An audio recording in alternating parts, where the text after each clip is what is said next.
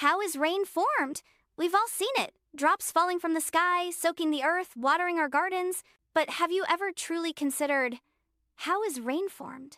It seems so simple, yet it is a complex process involving the sun, the sky, and tiny particles you can barely see. Prepare to look up and explore the incredible journey of a raindrop, from the ground up to the clouds and back down again. Let's begin with the sun's warm evaporation. The sun, our powerful star, starts it all.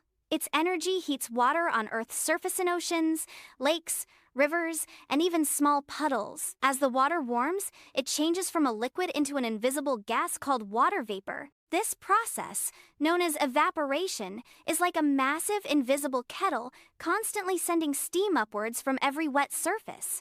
Let's rise into the atmosphere, lifting higher. Once it turns into vapor, this water, being lighter than the surrounding air, begins to rise. It climbs higher and higher into the atmosphere. As it goes up, the air around it gets colder. This cooling is vital. Just think about hiking a tall mountain. The air always feels cooler at the top. Let's gather in the cloud's condensation. As the water vapor keeps rising and cooling, it eventually can no longer stay as a gas. It turns back into tiny, microscopic liquid water droplets or even ice crystals. These tiny bits are not heavy enough to fall yet. Instead, they cling to even tinier particles in the air, like dust or pollen. Millions and millions of these droplets and crystals gathering together form what we see as clouds. Let's grow into raindrops coalescence. Inside these clouds, the tiny water droplets and ice crystals are constantly moving and bumping into each other. When they collide, they stick together, growing larger and larger. This growing process is called coalescence.